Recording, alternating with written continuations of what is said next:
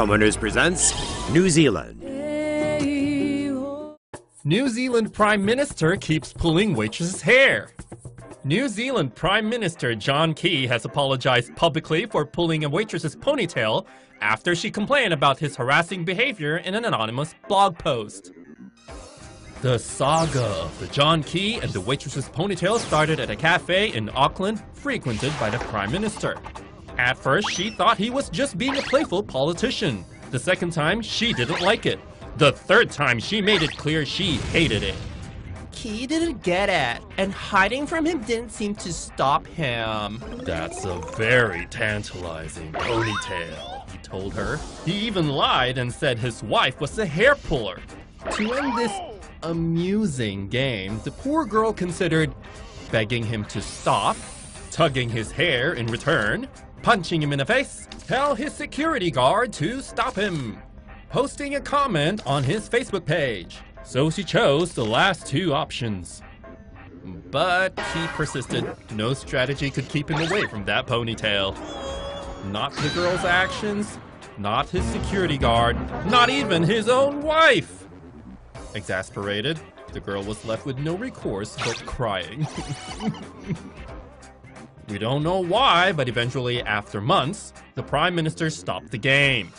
He brought the waitress 2 bottles of red wine and told her, "This is for you. Sorry, I didn't realize." Really, John Key? Scientists dissect one of the world's largest squids ever found. In December last year, a colossal squid was captured near Antarctica by a fishing vessel from New Zealand. The squid was dissected on Tuesday in a live webcast by scientists at the Auckland University of Technology. It was previously believed that the squid was male, but scientists discovered it was female and found thousands of eggs like these in her mantle. The colossal squid was captured last December, about 1.6 kilometers beneath the surface in Antarctica's remote Ross Sea by New Zealand fishing vessel the Sand Aspiring. It was placed in frozen storage on the ship and later transferred to the Te Papa Museum in Wellington. The squid measures 3.5 meters in length. Each of its 8 arms are about 1 meter long. Its tentacles were damaged during capture, but both are believed to have been about 2 meters long. Its intact eyeballs are the size of dinner plates. This is one of its lenses. The squid weighed 350 kilograms. Scientists obtained most colossal squid specimens from Patagonian toothfish lines or in the guts of their predators, the sperm whale.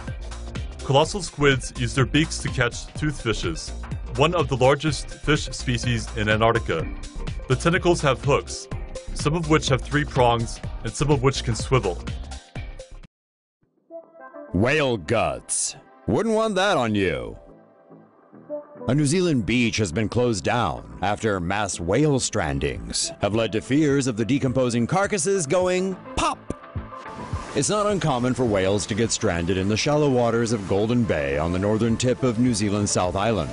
But hundreds of pilot whales dying after getting beached there isn't something you see every day. Authorities are working to remove the carcasses, but the first order of business is to avoid a mass gut spilling. Dead whales have a tendency to explode, especially in high temperatures, as methane gas builds up in their bodies. Their thick skin and blubber prevent gases from being released, often resulting in the bodies violently bursting open after pressure builds up to spew out a disgusting cocktail of organs and fluids. Lovely. To avoid this, workers have been puncturing the carcasses to let the gases out, probably hoping against hope that nothing explodes in their face while they do it. Some of the carcasses will go to Massey University so that scientists can try to figure out what caused the mass beaching. The rest will either be buried or left to wash out to sea. Paddleboarder's GoPro captures killer whale close encounter. After hearing about some orcas just down the beach, a man in New Zealand thought it would be a good idea to paddleboard 200 meters offshore towards the group of the giant black and white marine mammals that are known to feast on other mammals and whose nickname highlights their capacity to kill. There was a moment there where the whale, after briefly checking the man out, decided to go for a little sampler. Little damage was done though, fortunately. The encounter remained friendly and it seems the orca was merely curious about the paddleboarder.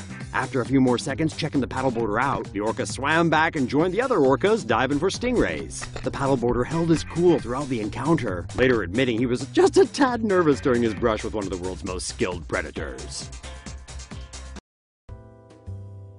New Zealand Underpass built to allow penguins to cross the road.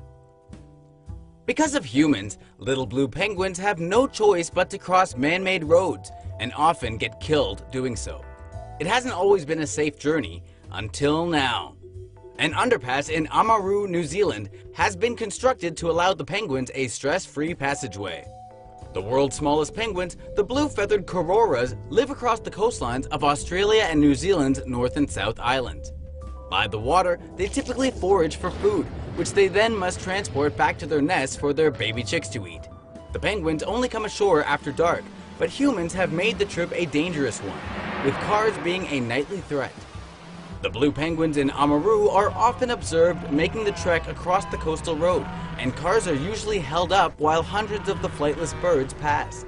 To remedy the situation, the town council, tourism board, and several local businesses came together to build the penguins an 80-foot underpass, a tunnel stretching from the harbor all the way to their colony.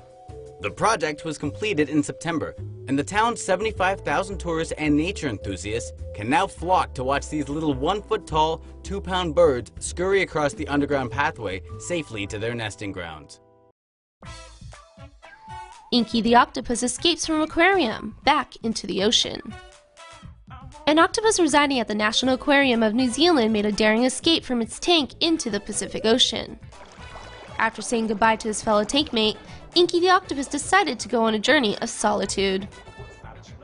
He slipped through a tiny gap left open by maintenance workers at the top of the tank and traveled 3 to 4 meters across the aquarium floor, leaving behind a trail of suction cup prints.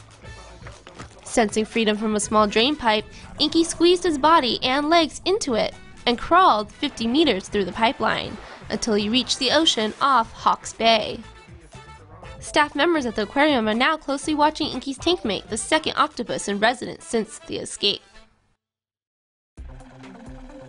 New Zealand quake leaves cows stranded on a tiny island. A devastating earthquake that struck New Zealand's South Island left 3 cows in a very troublesome predicament. The small east coast town of Kaikoura was hit with a 7.8 magnitude earthquake just after midnight on November 14th. The quake caused only 2 human casualties, but stranded roughly 1,000 tourists, hundreds of residents, and left plenty of frightened animals. The collapsing earth left livestock at the mercy of Mother Nature. With farmland falling around them, 3 cows watched as their relatives slipped away. Within seconds, the 2 adult beef cows and the small calf found themselves 20 feet above ground. With some help, the farmer who owns the property was able to rescue them along with 11 other cows in the group. While waiting to be saved, a news helicopter flew by and spotted the cows on the island. The reporters estimated the island was about 50 meters by 80 meters across. Having been spared death, hopefully the cows will now be able to savor every remaining moment of their lives before inevitably being slaughtered so humans can savor their meat. Meat.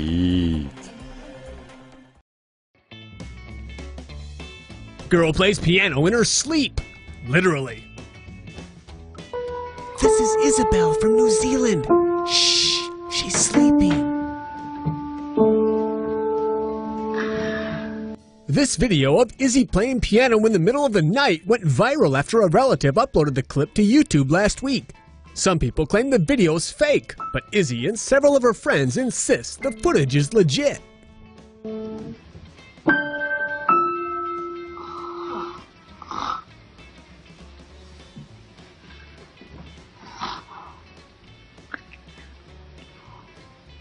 Someone claiming to be the 13-year-old's piano teacher commented on the video. She's a beginner pupil, wrote Elizabeth Tovey. This is more like improvising from her subconscious.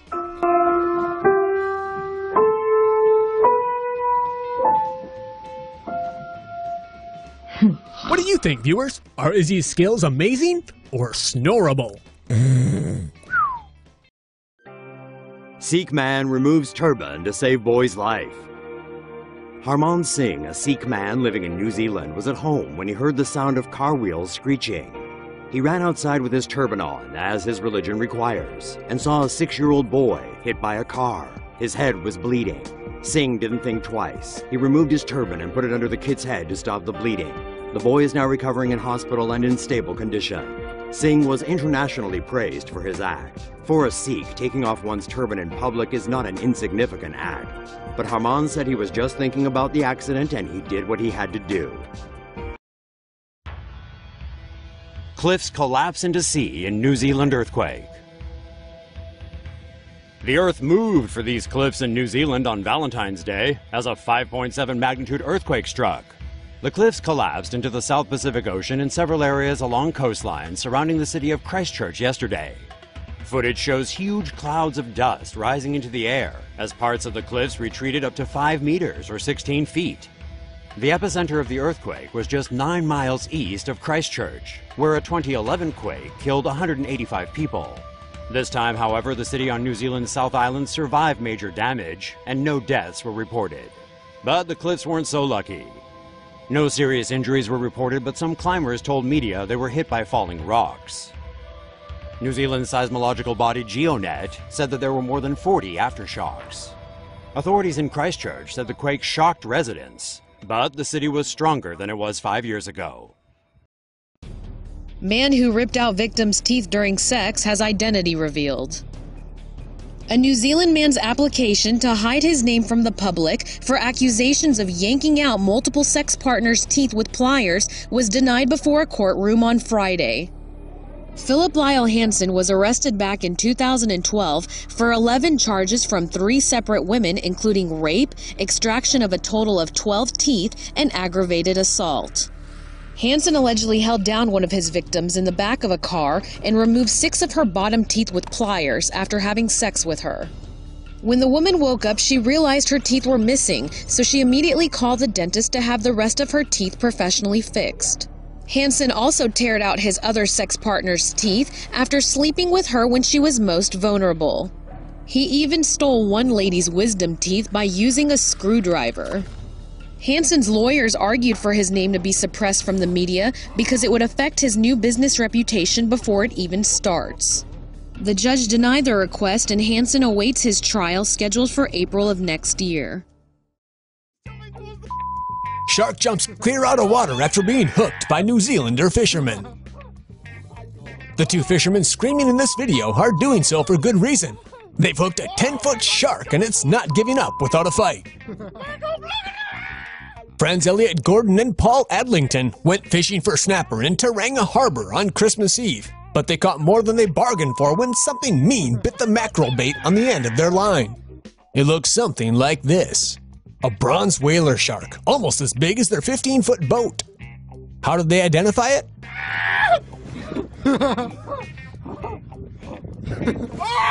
Well, they got a pretty good look at the massive fish when it did this.